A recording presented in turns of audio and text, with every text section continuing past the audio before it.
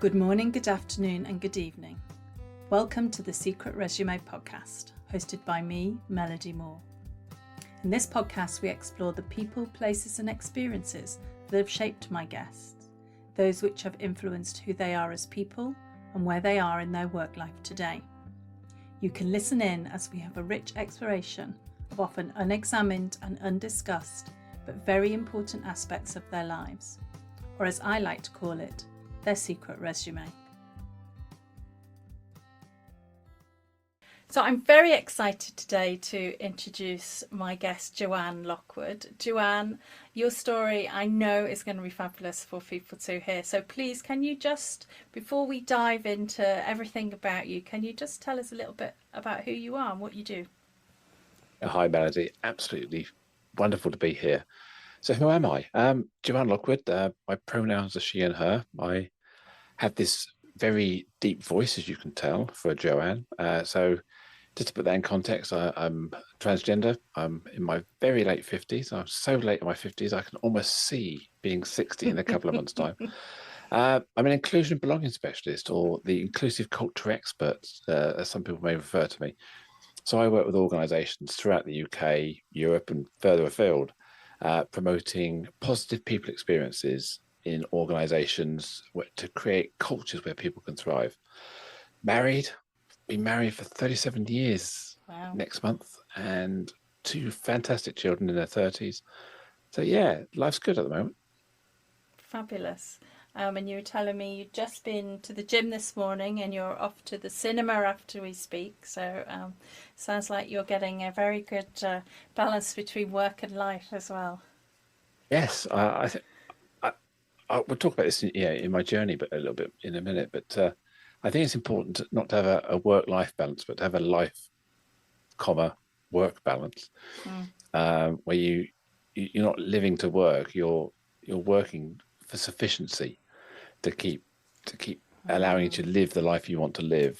And I recognize that maybe I was gluttonous for much of my life, acquiring and trying to want bigger, better, faster, whatever it may be, newer. And now I'm very much more content with sufficiency and what do I need. It does create a couple of clenchy bum moments when the cash flow is a bit tight, because I haven't got buckets of cash in reserve. But we have a good life. We have a good life. We're not poor. But sufficiency is my kind of motto of my late 50s. I love that, sufficiency. We'll come back to that. So I'm going to ask you to jump right back to the beginning, to as you said, 10-year-old you, and what was going on for you at that time. Yeah, I mean, I was, to all intensive purposes, your average little boy, really. You know, my parents were school teachers. My father had been in the Navy for 22 years, I think, and so I was around 10 years old. So that was mid-70s. You know, no internet. It was punk. It was rockers. It was kind of mods kind of era. It was way before the New Romantics. I can't remember who was. It was kind of those old school music type stuff. So I was living in a very vanilla, very kind of ordinary middle class, lower middle class family, teaching family. And I think I was about 10, 11 years old. I can't remember exactly how old I was, but my mum, for some reason, decided to buy me a book. It was a Ladybird book called How to Make a Transistor Radio. And it was, so, because I think my dad was working away at the time. So me and my mum used to go out quite often together on exploration, shopping trips and things.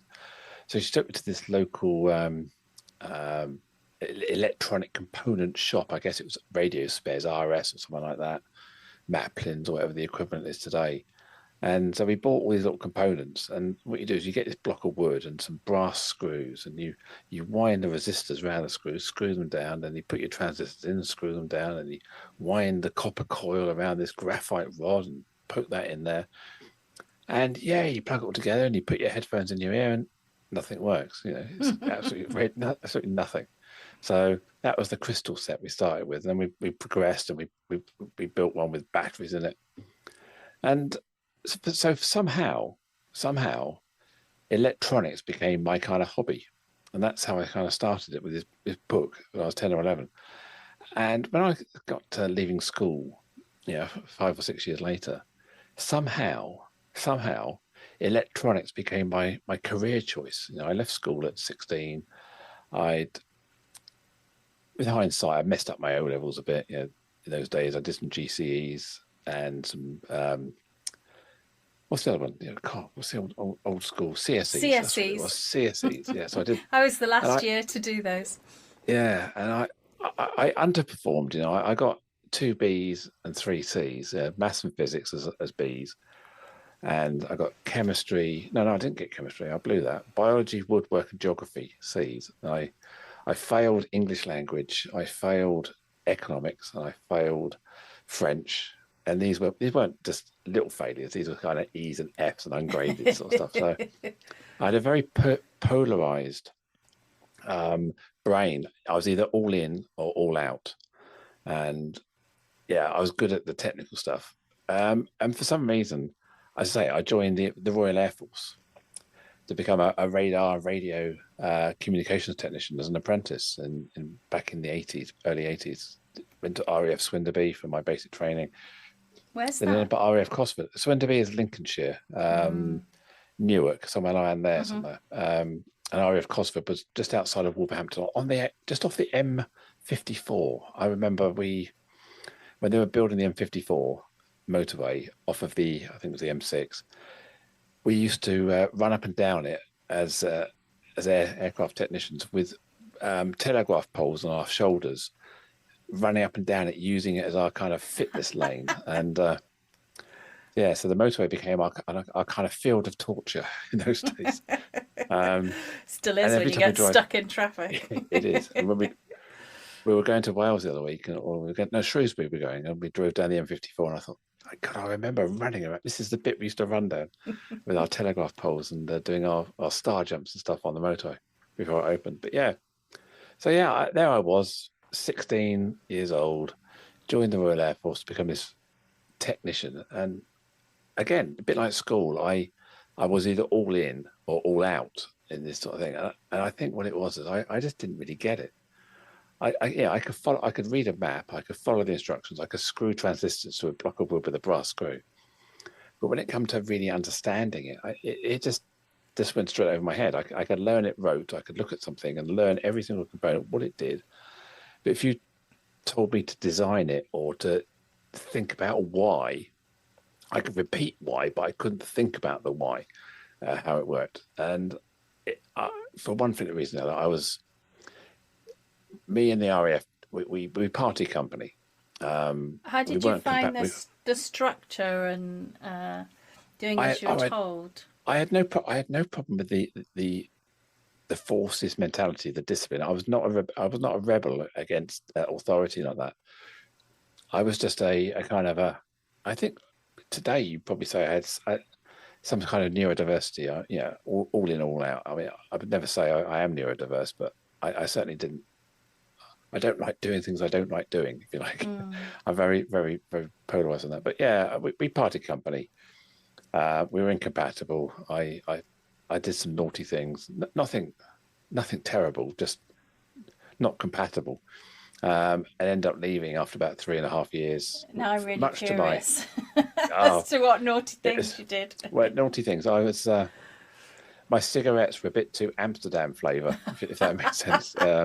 It does. Which is not compatible with the forces.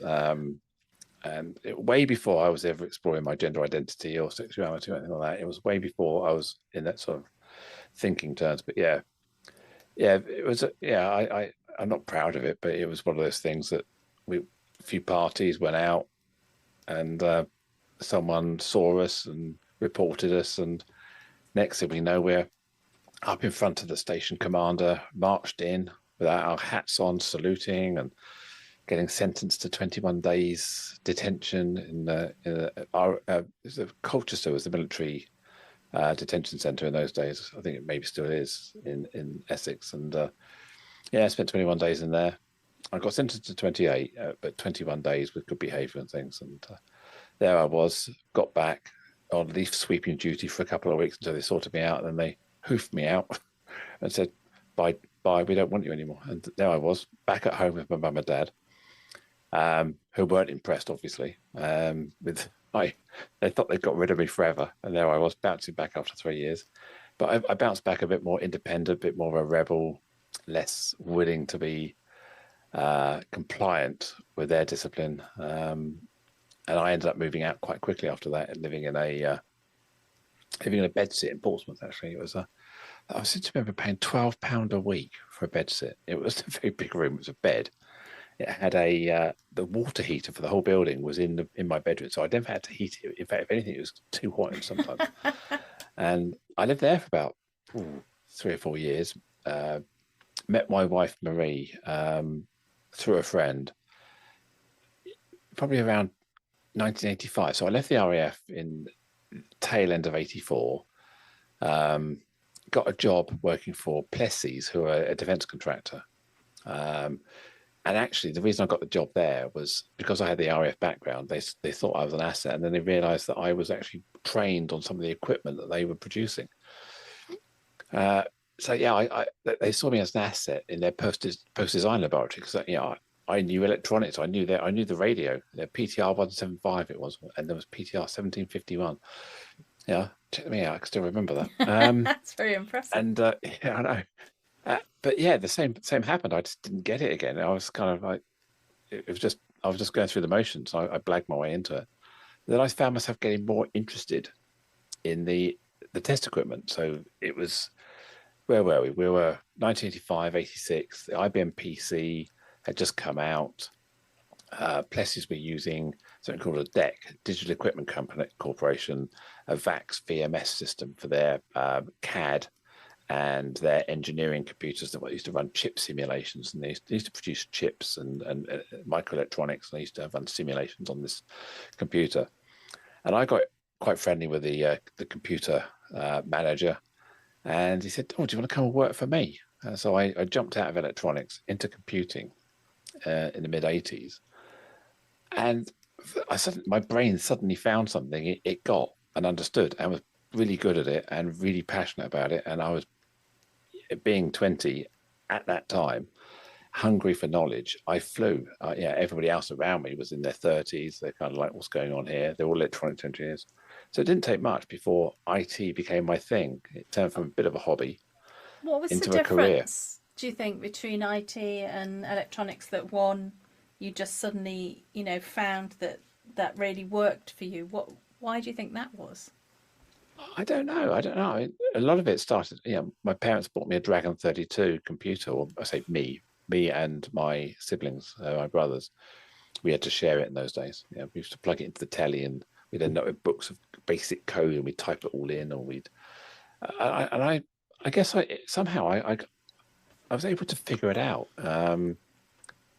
It was a language, programming language. It was a language. I was, even though I didn't do very well in French and German at school, I always had an aptitude for languages. I just didn't apply it. I just couldn't be bothered. But so computing, whether it was basic programming language, Fortran, C++, system programming. I did a lot of system programming. I was doing sort of deep stuff on the systems, not just applications. So I was more infrastructure and more systems than I was applications or products or things like that. So I was kind of one layer above the hardware, if you like, so sort of that sort of side, the operating system side. I don't know. I really don't know why it ticked, but whatever it was, it ticked. And so PCs came along. The first Apple Macintosh computers were there, and everyone just saw me as the go-to expert. And then suddenly I left the Plessis and got a job with an insurance company, a life company called NM Schroeder Financial Management, which was part of Schroeder Life. And then got bought out by National Mutual Australia. So I worked there for a few years. About 4 years, progressing my way up, and I actually became the chief architect, reporting directly into the head of IT at that career. And I was 29-ish at that point. So IT really got it. I mean, What is a in my chief time, architect? Now, my guess would be you designing the whole sort of technical system. architect. Yeah, it was Yeah. technical architect. It was the consultant, the ideas person around the infrastructure and architecture. Yeah. Unfortunately, I'm just looking at my timeline that I sent you. That job didn't end well either, actually, because NM got bought out by Friends Provident, and look, I'm giving you all my confessions here, all my naughty school sort of Love things. And so Friends Provident were buying NM out, and what they were looking to do was outsource the IT department from the old NM, the Schroeder Life side, because Friends Provident didn't want to absorb it. They wanted to outsource us and cut us loose without taking us on. And they had two people bidding. One was a company called Hoskins. I'm not sure what they call themselves these days, but they were called Hoskins in those days. And there was Digital Equipment, the company I'd trained on the VAXs and the VMS and some of the stuff I'd done when I was younger, and got to know that company quite well. And it just so happened my boss, who I used to work for at Plessis, was now working for Digital Equipment. And it just so happened he was in their bids and outsourcing department. And he phoned me up one day and said, look, I'm doing the bid to outsource your job. I went, oh. He said, do you fancy a cup of coffee or me? And I went, oh, yeah, I'll have a cup of coffee with him. And we just got chatting, and we just talked about the merger and how it would be a good opportunity to get me into Digital Equipment, and it'd be really good. And I just, for some reason, I said, oh, I've got a copy of the all of our budgets and finances with everyone's salaries in it. Would that help? And I've also got a copy of the other people's bid. Was that any good? Could you use that? And he went, can't say no, but can't say yes. So I ended up passing him a brown envelope with all of this proprietary information, if you like. And for some reason, I must have shared this with a colleague. I was doing this, and my colleague was on the other side of the fence. He was more interested in the Hoskins bid. It wasn't in a overly competitive way, but for some reason he decided that I was being jolly unfair. It just wasn't cricket, and so he reported me to internal audit. Oh dear. So next thing I know is I come back from Christmas holiday. I think it was I know exactly when it was actually. My daughter's birthday is the 11th of January, and it was her birthday party with all those little 2-year-old school friends around. So it's 1994. It must have been the 12th of January, the day after. Her birthday must have been the Sunday. This was the Monday. So my wife's there with all these little kids and the mums and everyone having a little 2-year-old birthday party celebration. And I come home in the afternoon and go, what are you doing home? I think I've just been fired. So, well, I wasn't. Technically, I wasn't fired. I tendered my immediate resignation, which was immediately accepted. So I managed to escape. I escaped without being fired by falling on my sword very quickly. And so there I was out on the street again, feeling very disappointed with myself. Okay, I need to get my act in order here. But fortunately, the person I used to this person at Digital Equipment, who was my old boss, who would, I wouldn't say he instigated it, but he catalyzed this problem. Said, so I feel some responsibility to this situation. I know some recruitment agents and some contract agencies. I'll do my best to try and find someone to get you a job pretty quickly. And the next thing I know, I've got a job working for an IT reseller in Burgess Hill, I think it was. They were called Michael Business Systems. Wow, this is going back a bit. And they placed me into Coutts Bank as one of their subcontractors. So there I was, about a week after I've been fired, keeping my lips very tightly shut. I'm now working for Coutts Bank in their development centre in Slough, travelling 60 miles each way every day. But I'm on contractor wages. So suddenly I've been bumbling along at, I don't know, 20,000 a year, and suddenly I'm on 40,000. I'm cashing it in, £350 a day. You fell upwards there, didn't you? I fell upwards big time, yeah. We just had our first child. Marie wasn't working, so we were kind of broke as a family. And suddenly I've got cash. Yeah, we're kind of loaded. So, and I worked at Coutts for 4 years doing their IT development. And then I got onto their global deployment. I was working around the world with them. Some glamorous locations, LA, San Diego, Beverly Hills, New York, Miami, Vienna, Cannes. near Nice. Yeah, we went. I ended up in Athens as well, Hong Kong, Singapore. So I was on their global deployment team, and I spent a week in the Bahamas, week in Cayman Islands. We were Sounds jet skiing awful. off the beach. It was, yeah, on banking expenses and having an absolute roaring time. But I'll be really honest though, we were working really hard. This was kind of a 12-hour days and then 6-hour party and then whatever's left to sleep. And it was like we were literally coming in at 3 a.m, crashing out, waking up, going back into work, doing the same thing day in, day out for weeks. And it was like, yeah, you can only do it in your 30s. Couldn't do it now, but yeah, absolute blast. And your wife Marie at this time was at home. He was at home. We had two children. children at this stage. Um, Yes, we had 2 children. We just bought a big 4-bedroom detached house because we were cash rich. We had loads of money coming in. Just bought myself a BMW 325i car. She had an Audi something. So yeah, we were kind of in our 30s. Yeah, loaded at this point here. So things were good. Things were really good. Yeah. And you mentioned like you said, what you sent to me before, that you were involved in the round table. Is that around that time as well? Yeah, it was. Yeah. So I about the age of 26. So it's before. So whilst I was still working at the life company before I went to Coots, I joined. In fact, a colleague of mine introduced me to someone I was working with at that company, and we joined at the age of 26. And I remember turning up to this first meeting in awe of it. It was at the Waterside Club in Port Solent near Portsmouth, and it was I walk in there, and it's all the local bank managers, the solicitors, barristers, estate agents, all of the kind of the movers and shakers in the Portsmouth area. And I walk in there and think, blimey, look at all these gods of commerce, if you like, gods of the society. And for those of you who haven't heard of the Round Table, it's a men's club. It was founded in 1927 to be a club for young men to network, socialize, and give back to the community. So I joined the Round Table at the age of 26-ish. It became a bit trickier to stay committed when I was flying around the world, but I'd always come back here, there, and everywhere and go to our second and fourth Thursday meetings and go to our dinners and conferences and things. And yeah, it was a massive part of my life. I became the chair or the president of my local club back in 99, 2000. What did you the like millennium about year. it? It was doing stuff. It was giving back to society. There were a really supportive group of people. If you're having good times and bad times, you have people around you.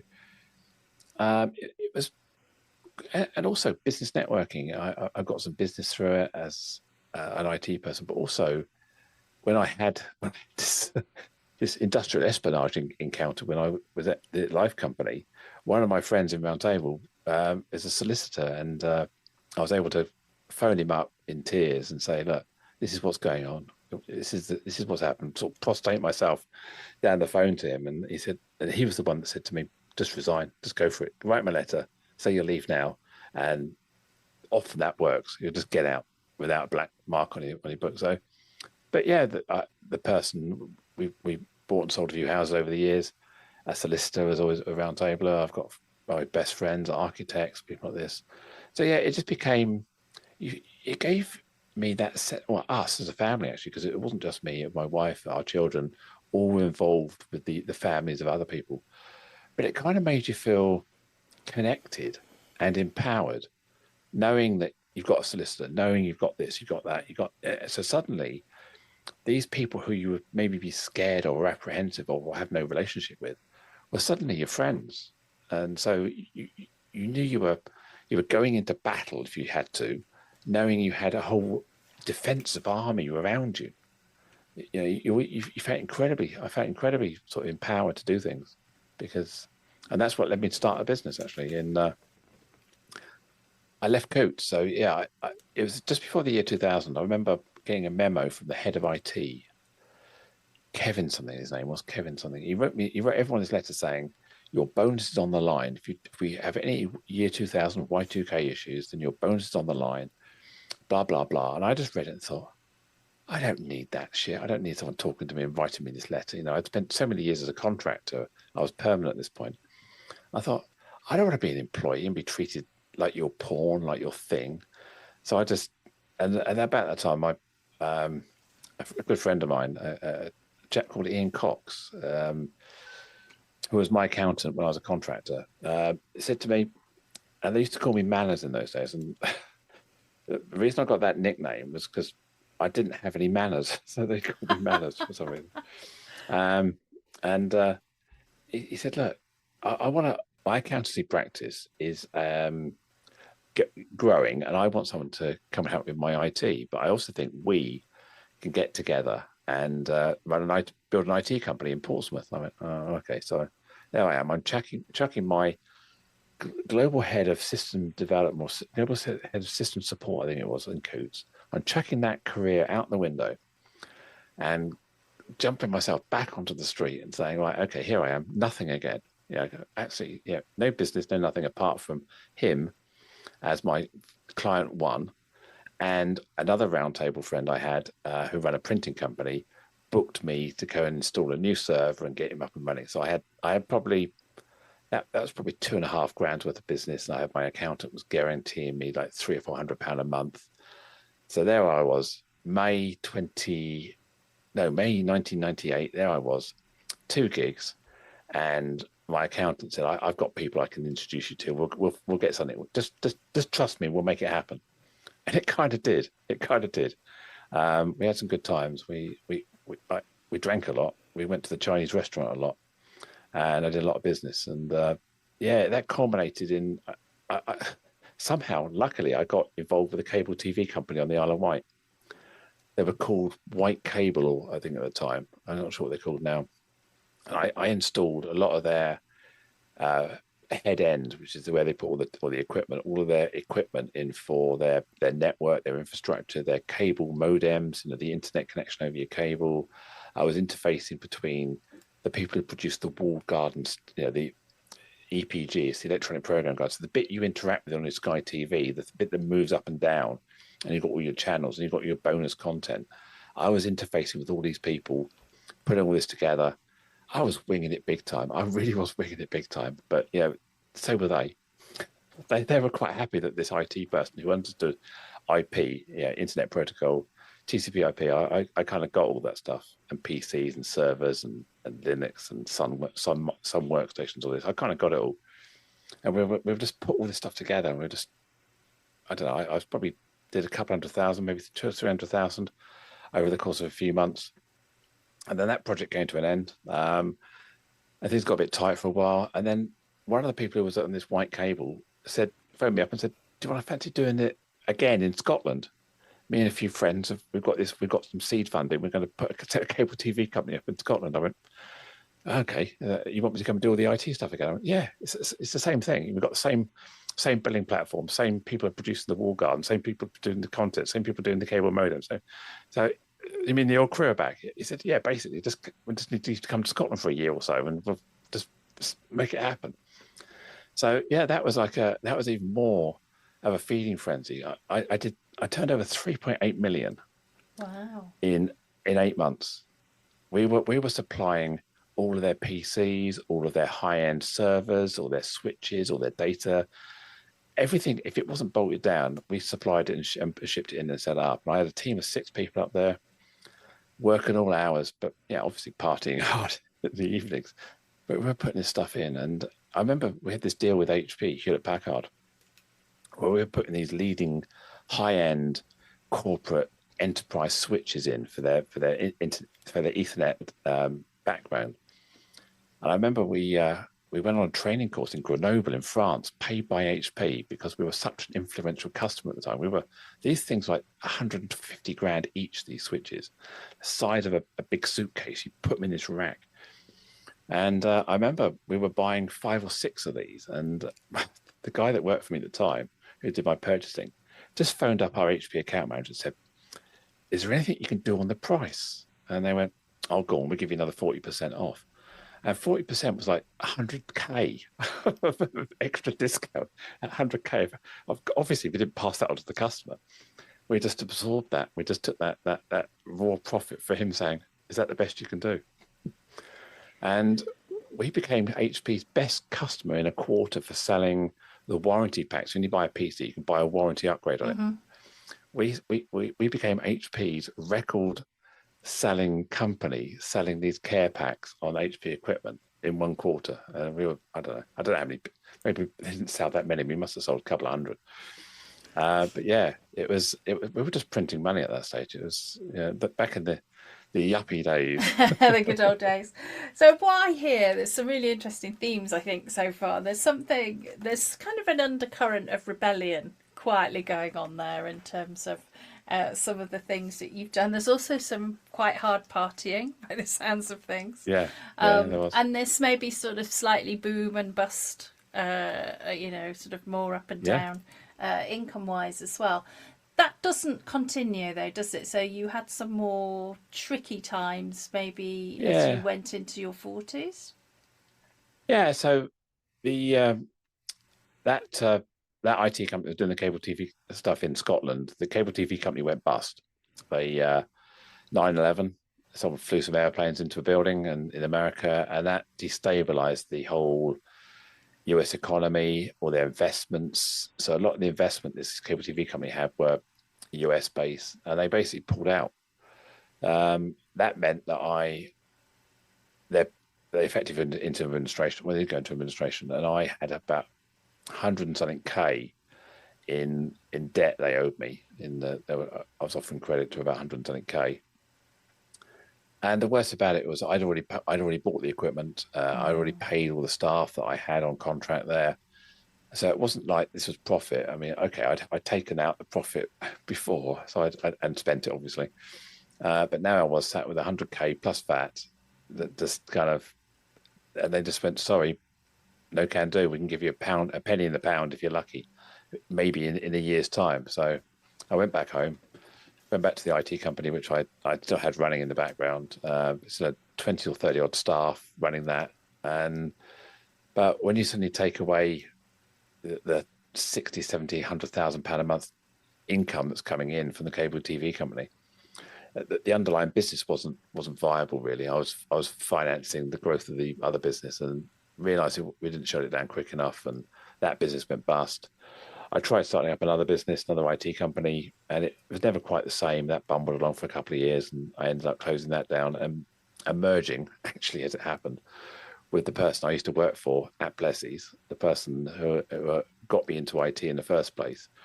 I merged with him and his son, and so we ran an IT company from around 2005. So I'd have been best part of 40ish, give or take. So we started that, and I ran that with them for about 15 years, 12 to 15 years. And yeah, we had some good times. We were turning over 1.2 million at the end. We had 12 staff, probably back to 20 staff by then. Had a couple of business partners, but it wasn't the same. It was, I don't know, it wasn't the same. It wasn't my business. It was kind of our business, and I never felt like I had ownership of it. And whilst we got on all right, I just didn't really enjoy it. I could just tell it wasn't me. I was getting really, really bored with IT.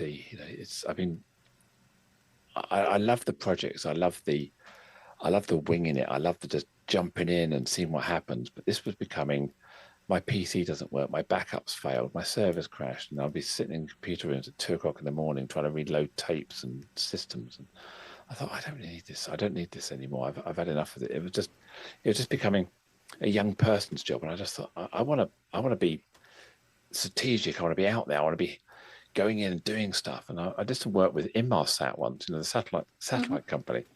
They got me in on contract to turn up into their office in London. And I turned up and they had an issue, and I just went in and did a few things on their screens. And within 15 minutes, they gone, wow, you're incredible.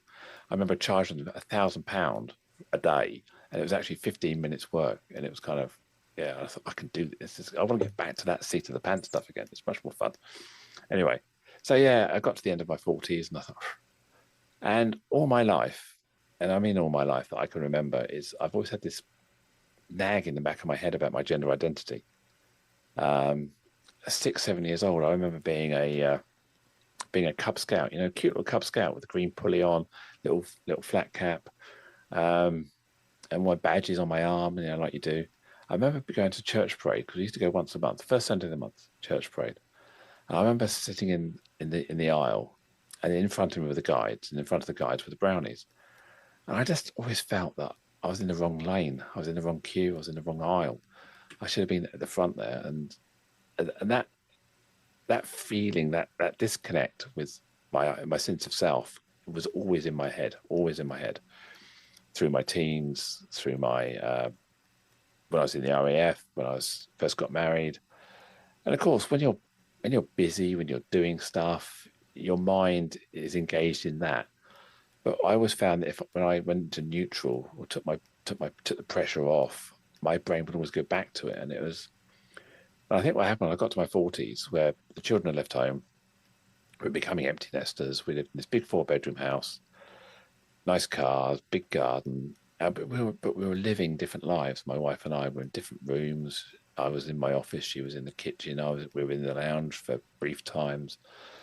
And it's not that we weren't getting on; we just weren't doing stuff together. We just drifted apart. And I think what happened was we went through a trial separation. It actually coincided with the London Olympics. I remember it was the opening ceremony that night there. We had an Olympic breakup. It was that enormous, and that lasted all the way through to the end of the Paralympics. I mean, because it was the opening ceremony through to the closing ceremony of the Paralympics, and as part of that, we kind of managed to re-baseline who we were and said that actually we both want to be together. We both want to be together forever. That's our motto, be together forever. We both want back what we had when we met 30 odd years ago. And it got to that point where when we started talking about it, we both realized we wanted the same thing. But at that time, I also shared about my gender identity and my gender confusion and what's been going on in my life. And we laughed and joked about a few things that my wife kept finding she found a dress in the spare wardrobe, and then I come home one night and found this dress on the back of the spare bedroom door, thinking, "Oh my God, she's found my dress. What am I going to do now? She's found my dress." Panic, panic, panic. I thought, okay, I'll just pop the dress back in the spare wardrobe again, and then carried on. And then next couple of days, it reappeared. I thought, oh God, she's got it out again. I'll put it back. She hasn't mentioned anything. I'll just put it back, see what happens. And this carried on for, I don't know, on and off for a week or so. It would appear, I put it back. It would appear, I put it back. She kept saying to me, "Do you keep putting that dress away?" And I said, "Yeah, I didn't know what it was." She said, "It's funny." She said, "I don't remember buying this dress." She said, I put it at the back of the door, so I was going to try it on, but I don't remember buying it. I went, "Oh, really?" And a few days later, she said, "I tried it on, it doesn't fit. I'm not sure why I would have bought it." And I said, "Oh, okay, fine, whatever." And we were joking about this event, and she went, "Wow, I'd never known." I said, "I know. I was absolutely terrified of being discovered." So this was before 2012 then, the wardrobe and dress? Yeah, this would have been 3 or 4 years earlier, probably 3 or 4 years earlier. So yeah, 2008, 2009-ish, yeah. And one thing that struck me about the professions that you'd chosen or fallen into, in some cases, they're quite blokey, masculine kind of professions. Do you think that was a conscious, unconscious choice? How did that feel? Yeah, or is it irrelevant, do you think? No, I don't think it's. I wasn't doing it to mask or anything like that, and I fell in. It kind of resonated with me. I look back at it now, and I had a great life, and I had a great time. I wasn't making conscious choices to try and fight myself. It was just I was getting swept up in the momentum of opportunity. And one of the sayings I often say to people is, "No great adventure starts with a no." And so people always say to me, "If we ask you, you're going to say yes." I said, "Yes, of course." And I always used to say, if I got two choices, let's do the first one, because then we can do the second one as well. But if you say no to the first one and you like the second one, you've missed the opportunity to do the first one. So I always say, do the first one, then you can always do both. So I was very much more. I'm happy to exist in chaos. I suppose getting kicked out of the RAF, getting fired from an insurance company, being thrown out of the house by my dad at the age of, after I got out of the RAF, living in this bedsit. I was kind of happy living in chaos.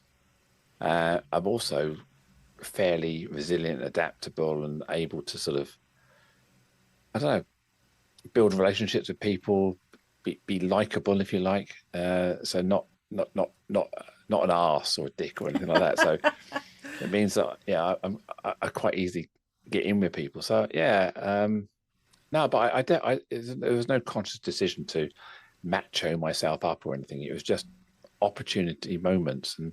But don't forget, I was brought up in the 60s and 70s. There was no internet, no TV, transgender, transsexual, gender identity. It wasn't a thing. It was in my head, and it stayed in my head. It was just something in the background. It was something that. But I suppose what happened in my 40s, Facebook came along in 2007. Okay, it became popular in 2008, 2009 sort of thing. And I suddenly realized that there was other people out there who had a very similar narrative, very similar story, all having masked and hid this for all of their life. And they were bankers, they were professionals, they were high in people in society. In fact, one of my RAF classmates came out as trans about 6 months before I did. I remember sending her a Facebook message saying, "Oh, you bitch, you beat me to it," sort of thing. I've got photographs of me and her in photographs in the RAF of us both there together going, you'd never guess from those 14 young men that two of us would be trans and at least one would be gay or bi out of that lot. So yeah, it was, no, it wasn't a conscious hiding or masking. It was just there. It was always there. And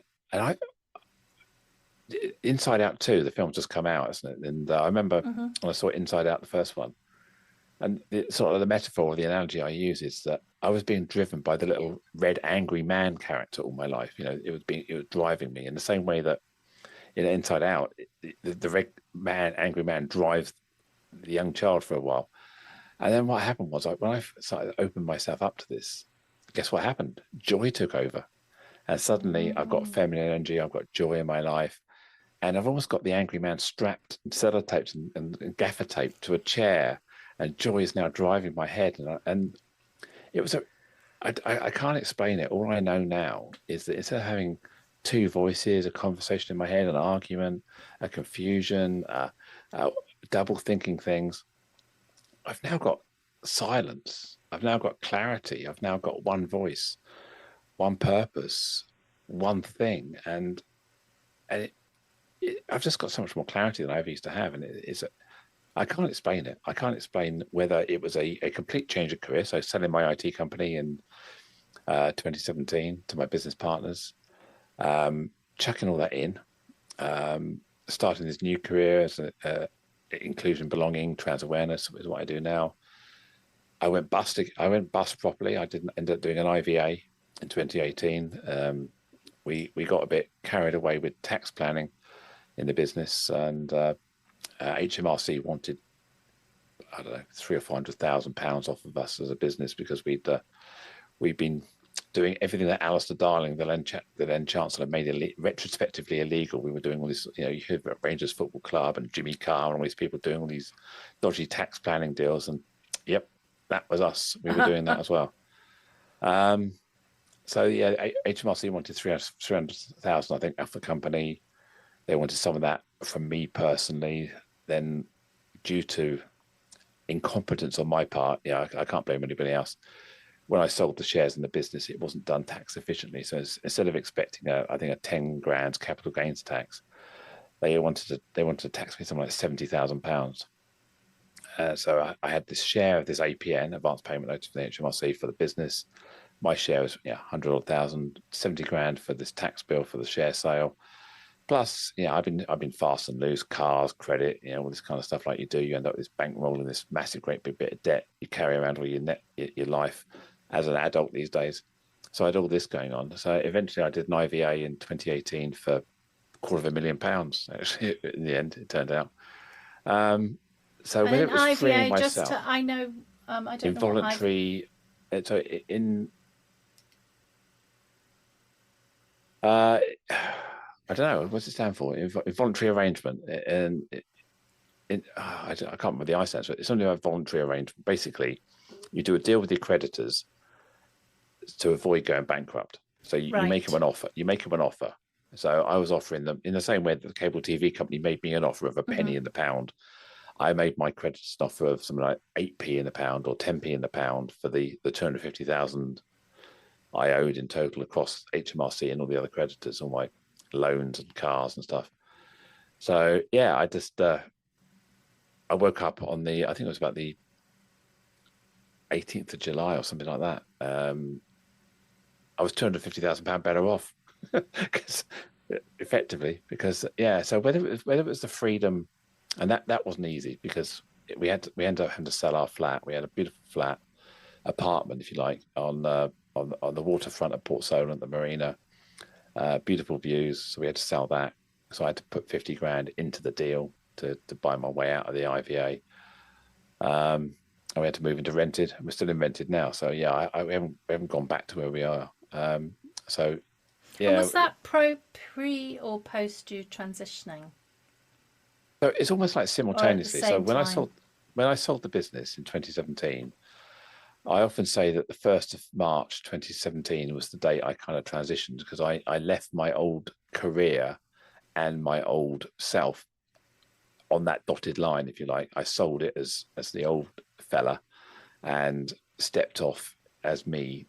But that took that yeah, this kind of thing doesn't happen overnight. It took me probably 6 months or so to get used to myself, really, because you're test driving something. It's not until you get out of the showroom and into the world that you try and figure out, how the gears work and things. So yeah, it took me a while. I went through bouts of depression, moments where I couldn't get out of bed. I was in tears all the time. I couldn't focus, couldn't do anything. And whilst I had the money from the share sale sitting in my bank coming in every month, so I wasn't desperate for cash at the time. But I was pretty much functionless, able to function for about 6 months until I had a kind of epiphany about I've just got to get on with this. I can't just sit here licking my wounds, feeling sorry for myself. I've just got to get on with life. And so that was 2017.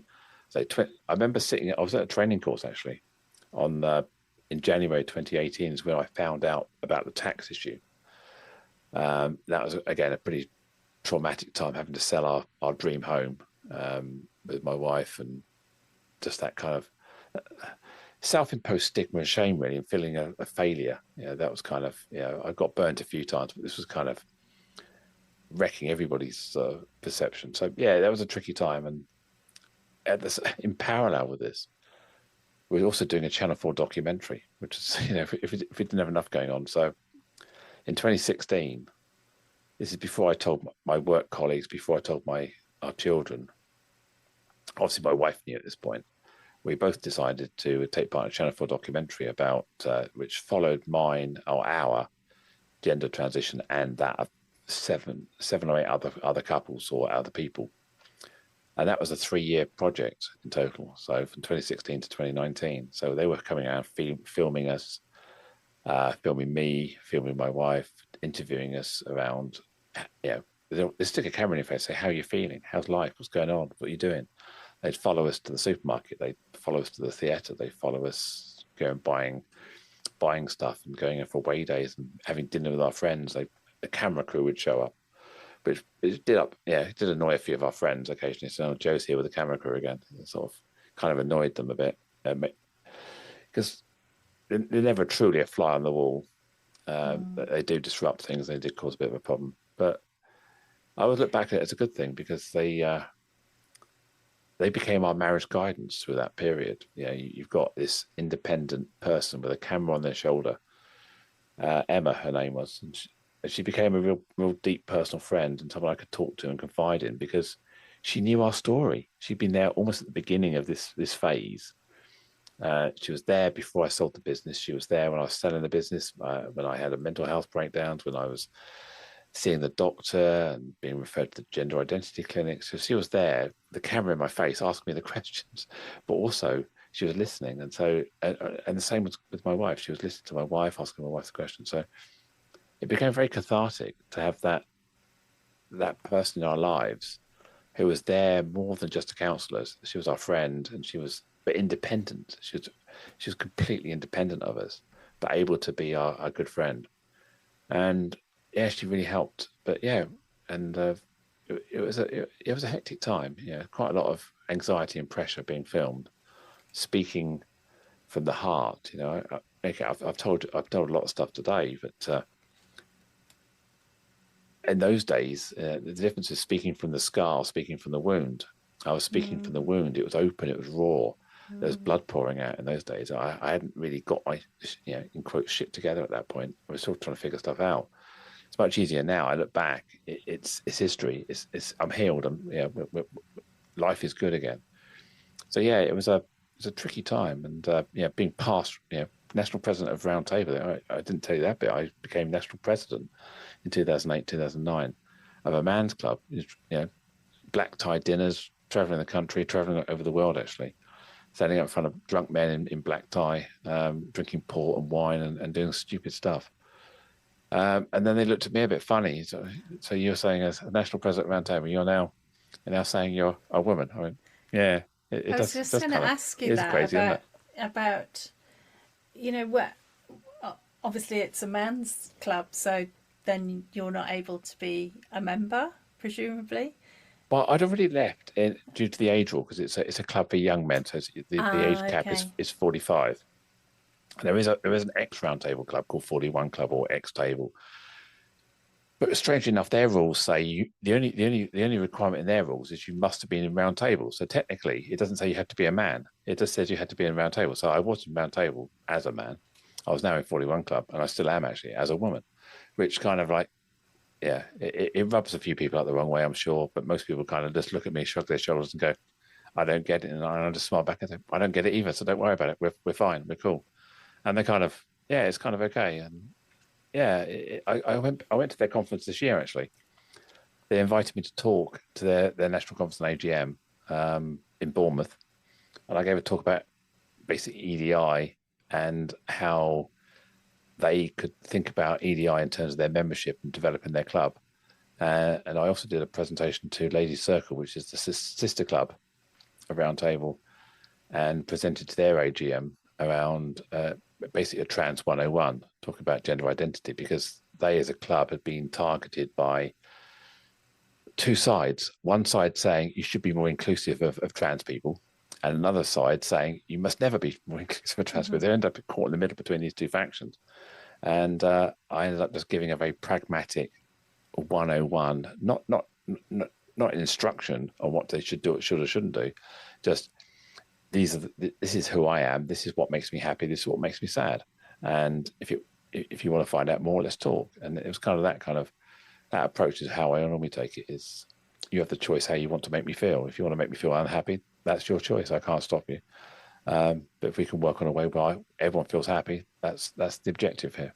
So yeah, time's healed a lot of those things. At the beginning, it was quite raw.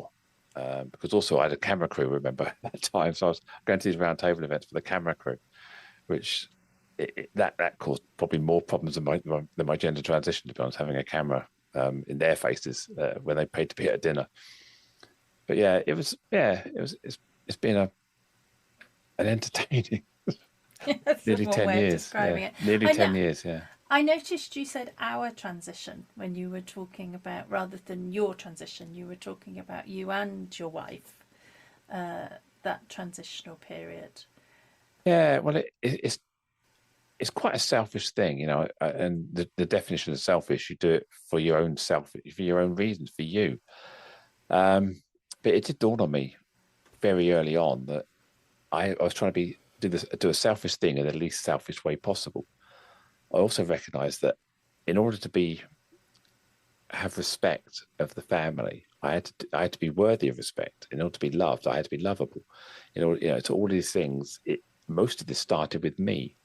It was how I showed up and how I presented and how I lived my life and how I interfaced with others. So it was very much about personal responsibility. But what I also realised was I'd known this story has been in my head for, at that time, 30 or 40 years. I've just woken up and this is and giving it to people for the first time and expecting them to just get over it and get used to it. So for me, transitioning was like spinning on a sixpence. For everybody else, it was like this massive, great big arc. Mm-hmm. And if you think about dropping a pebble into a pond, the ripples in the middle are the most violent, if you like. So the people who are the closest to me had the biggest trauma from that. Our daughter, our son, my mum had to get used to it. My Marie's parents had to get used to it. My close friends, people who know me 30 or 40 years, they had the journey. I was just pivoting. I was just going, hey, it's me, figure it out. So I always say the transition is less about me and more about other people, how society, we talk about the social model of disability, Mm-hmm. how it's the society that disables or removes access to people. It's society that has to accept me because I'm just me, and society has to blip in the space-time continuum ripples out.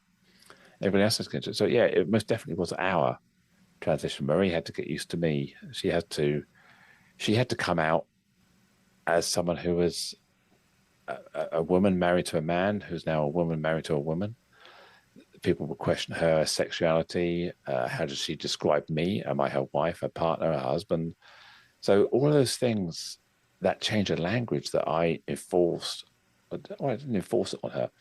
I created a scenario where she felt forced to have to change, or not, or walk away. And that was one of the conversations we had. We had a saga back in 2018. I had a hair weave fitted, part of the TV documentary. And if you ever find it on Gogglebox or on the other channels, you can see where I had this hair weave fitted. And because it completely changed my persona and visible identity, it meant that I couldn't just take the wig off at night. I'd go to bed, wake up in the morning, wander around, make my breakfast, watch telly without a wig on.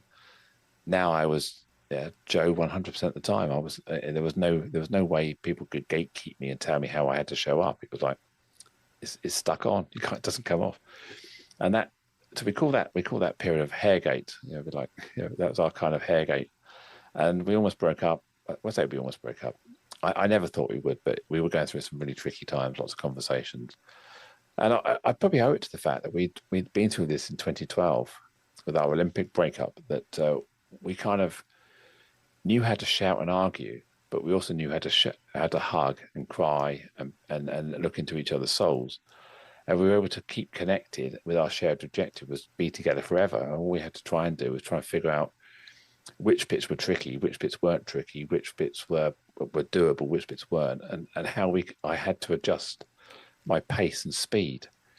Because if you rush too quickly, you leave people behind. If you leave people behind, they become disconnected or detached.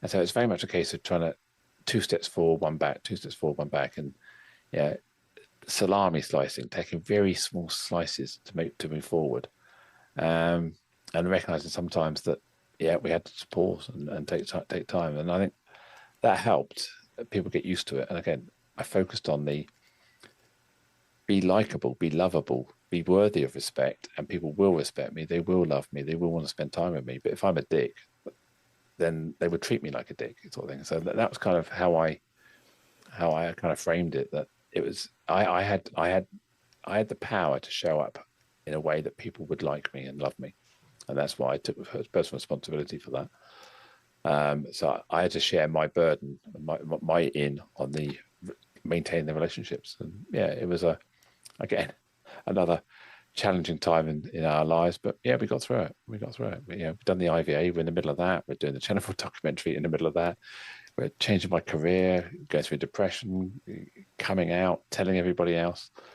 Of course, the trouble with the Channel 4 documentary is we were avoiding telling the kids. We were avoiding telling my mum for a while. But then you think, well, hang on a minute. They're going to be broadcasting this in a few months' time, and we can't keep it a secret. So why are these cameras hanging around all the time? So once I had the hair weave and all that sort of stuff, it became, we had to kind of, and that created tension when Marie had to sort of tell her parents. And fair play to my father-in-law, my mother-in-law, rest in peace. My mother-in-law passed away last year, but my mum is one of my biggest advocates, and she's, I think when we talk about setting this session up today, you know, influential people in my life. My mum, you know, she took a few months to get used to it. She had a few tears. She couldn't. She was a bit confused. And one of the challenges actually is, you know, you go to all these websites to download material to help, you know, the parent of a trans child to cope with this. And I can guarantee you, none of the documents are for a 75-year-old woman with a 50-year-old child. Yeah. It's all pictures of young people and stuff. So I printed all this stuff out, gave her all the PDFs, and bless her, she read it all. She's really got, you know, she must have read it cover to cover several times, because after a few months she became a massive advocate and she was fine.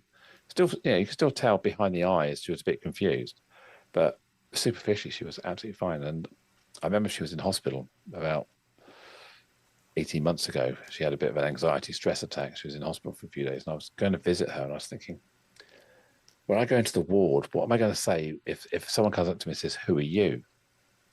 You know, that was the question. You can't go and visit this person unless you're a relative, or unless you're so and so. As I imagined, I was going to get gatekeeped and said, "Well, who are you? How yeah?" And I thought, what do I say? Am I a child? Am I this? I just couldn't find the adjective to describe myself, because I'd never had that conversation. And I walked into the ward, and my mum saw me at the other end. She says, "Oh, my daughter's here. She'll able to see me." And I almost burst into tears at that moment. I sat down on the side of my mum's bed, held her hand, and said, "You called me your daughter?" She said, "Well, yeah, you are. I see you as my daughter. I tell my friends you're my daughter." And I was just tears rolling down my cheeks. In fact, if you could see me now, I've got tears developing in my eyes and welling up now, because it was just an incredible thing that we'd never spoken about it. And for her to say that, and we go out shopping today, you know, these days we went around Whiteley Outlet Village a little while ago, and she's having this sort of going through this phase at 85 where she wants to go and buy nice dresses and stuff. So we went to Sea Salt. We were going into Next and going into Fat Face, and she's trying all these dresses on, and I'm giving her the dresses, and we're trying stuff on. It's like absolutely superb. We were just having a coffee. We bought matching hats. It was like absolutely yeah, really fun. So yeah, I've reconnected with my mum in a way I'd never would have imagined. So yeah, it's really. I mean, everybody else has been amazing, but for your mum, to do that, it is so powerful. And one of the things I said when I told her, I was thinking about, I was talking to other people about this, and I said, if you can't tell your mum the truth, you're lying to the world, sort of thing. I really had this belief that if I couldn't tell my mum, I wasn't being honest with everybody else, you know. So mum, I didn't really want my mum to take the brunt of that, but I felt I had to be, in order to be honest and open and truthful with the world, I had to tell my mum. If I kept it secret from my mum, I was still lying to somebody. And that's part of the empowerment I found from this. Is I went from a life where I probably had secrets, hiding stuff about my gender, about other things, finances and everything else. I now live in a world, but I'm a completely transparent, open book. You know, if you try and blackmail me, I just go on then. What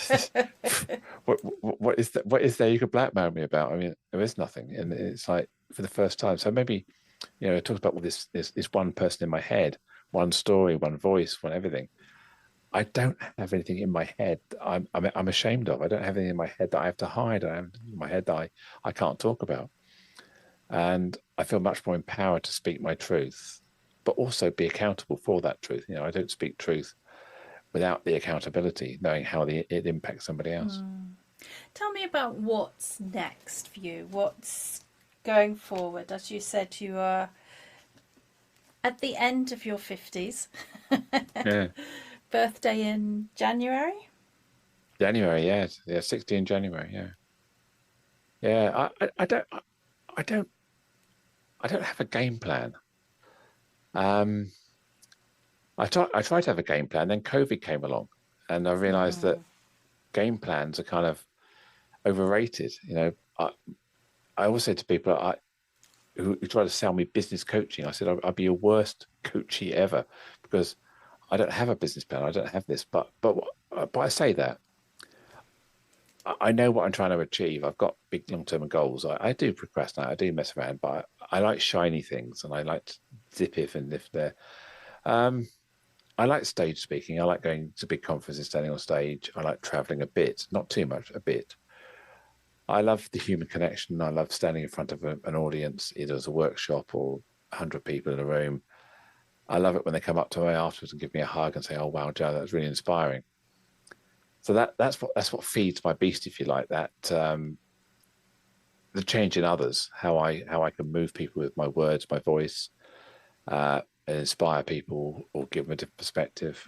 But I quite the my techie background won't leave me. So COVID was because I had a hobby, photography, videography were hobbies. Obviously, computing, mix that together. Suddenly, I can support myself, my online speaking, delivering. I'm big into AI, automation. I'm spending a lot of time now creating content for myself, multi-purposing stuff. So I'm actually enjoying some of the production side for my own content, but not doing it for anybody else, just doing it for me. But I also share what I do. I'm quite good at collaborating, showing other people what I do. Look at this shiny toy, and I Oh, help you people gave me out. so much great advice when we initially spoke. I wrote Yeah, loads of notes. I've gone and trained ChatGPT to sound more like me now. Like yeah, that was because of you. So yeah, yeah, you definitely made something was confusing me very accessible. yeah. But I'm kind of determined. Every so often, I think, oh, I could earn a living on this. I could go and I could become an AI speaker. I could become an automation speaker. I could become a content creating speaker. And I thought, do I want to? No. I ended up doing this with electronics. A hobby turned into a career. Then I ended up doing computing. A hobby turned into a career. I just want to. I want to talk to people about what ignites my passion. The ikigai. What do people want? What's the world need? What are you good at? What can you make money out? And whatever the other one is. I want to live in that center box of the ikigai, and what brings me joy. And I think if I'm not careful, I'll end up turning a hobby into a career again, and I'll lose my joy because playing with AI and that sort of thing, I enjoy it. It's a distraction. It's something that I can really get into. But do I really want to do it for somebody else full time? Not really. Not really. Just because you can doesn't mean that you should. Exactly. That's another one of my sayings. Yeah, just because you can doesn't mean they should. And I think that is so true. Yeah, and Yeah. it's about finding joy and being sustainable. What about? Keep doing this. I'm just conscious of time. I don't want to keep you too long, but what advice would you give to your younger self? People often ask me this. And I'm a great believer that you are who you are because of who you were. I wouldn't be sat here today with two fantastic children who I love to bits, a mum who loves me, a wife, and everybody around me, and sitting here having a conversation with you, if it wasn't for everything I've got wrong, everything I've got right, all of those twists and turns, every decision I've made, we're here today having a conversation. So I wouldn't want to change anything, but what I would say is, without distorting the space-time continuum, is just when it's dark and it's hard to see a way through, it'll figure itself out. When you think you can't, you will, and you can. And please don't ever smoke again. Very wise advice. If you had, I don't drink anymore. I gave up. My wife and I both gave up alcohol 950 days ago. I think it is, give or take. I drank far too much for far too long, and it was part of my own personal culture. And I look back on it and thought, I don't want on my gravestone to someone to write Joanne, bit of a pisshead, but great laugh. I don't want to be remembered as being that person who was always drunk. Our children have got so many stories of me being drunk here, there, and everywhere on parties. My friends, we've got so many stories, and it's always about me being drunk and being silly. Yeah, and I think I look back, and I don't want that to be my legacy. So I think if I could erase that part of my life, being a drunk and smoking, without changing the space-time continuum and having everything else, that was probably what it. But I suppose mostly I'd just say, you're okay. Yeah, you're going to be 60 soon. Don't worry about it. You had some good times, you had some bad times, but your life's been good, I think. Yeah. What about books? Any books you would recommend to the listeners? I'm not really a book reader. I tend to use Audible if I'm listening to Mm-hmm. things. I've got a whole shelf to my left over here, which you can't see because we're on audio only. But I've got a whole load of books I buy more so I can hold them up and say to people, "This is a great book." Um, I buy books that friends write, and yeah, I support them. But I am going to be writing a book, and actually two books. And I'm trying. The working title is "The 99 Ways Not to Be a Dick." Um, I think you should definitely call it that. yeah, I might change it to 99 Ways Not to Be a Jerk or something that is going to be easier to search and less likely to get blocked. And the other one I'm going to write is something called Podcast Poetry Volume 1. So what I've done is I've got 130 odd episodes of my podcast recorded, and I feed it through AI, and it generates a poem for each one. So I'm going to publish podcast poetry as generated by AI, volume 1, because it gives me plenty of scope for volume 2, 3, 4 as I do It's gone them. forever, yes. Yeah. So those are my two books. Yeah, I want to do something. I want to Perfect. leave a mark. Yes. And be known for something. Yes. And what about a title for your story? Has one come to mind as we've been talking? Yeah, we talked about this. I think when we were planning this session a couple of weeks ago, and the TV documentary was called "The Making of Me," Mm-hmm.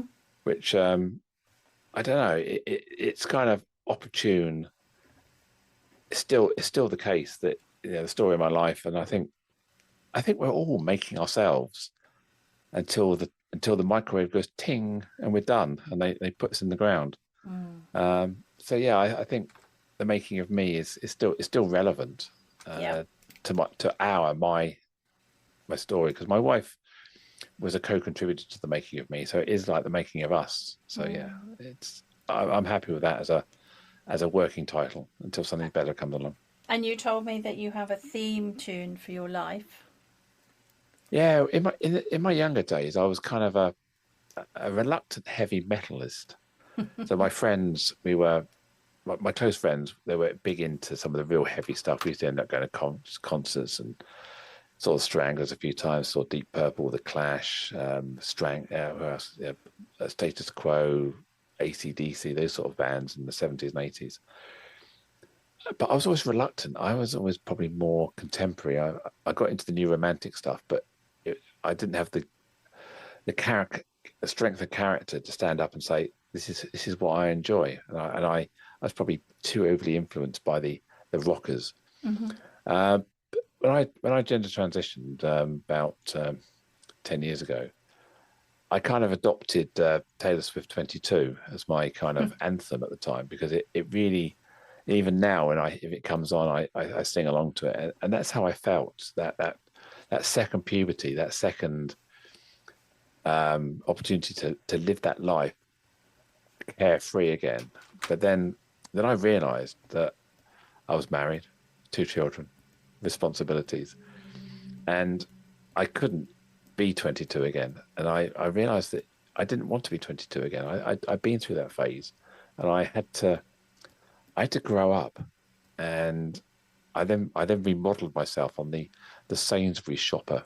Yeah, the average shopper in Sainsbury's, not the one that wears tracky bottoms and Crocs, but just kind of ordinary and plain, and just a middle-aged woman in her 50s. It's kind of where I wanted to go back to.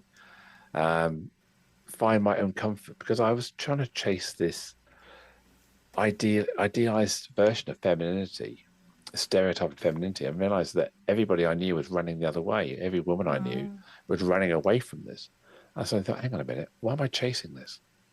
So I realized I wanted to find my own version, my own me, which is why my current anthem, if you like, is Paloma Faith's "Make Your Own Kind of Music."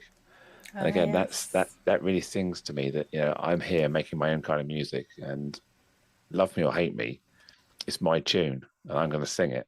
And the lyrics to that really, really deep down sum up where I am today. That joy from just making my own kind of music. Perfect.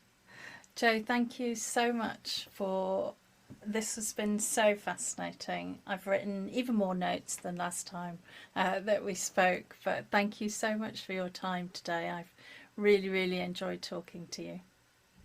And thank you. I haven't told the story in that way, that deep, for many, many years. So no, it's been really, really interesting to analyze myself and share that with you. So thank you so much. Brilliant. Thank you. This podcast is brought to you by Liberare Consulting, with editing provided by Hawkins Social. If you enjoyed today's episode, why not click on the subscribe button so you are the first to hear about new episodes. We look forward to welcoming you back soon.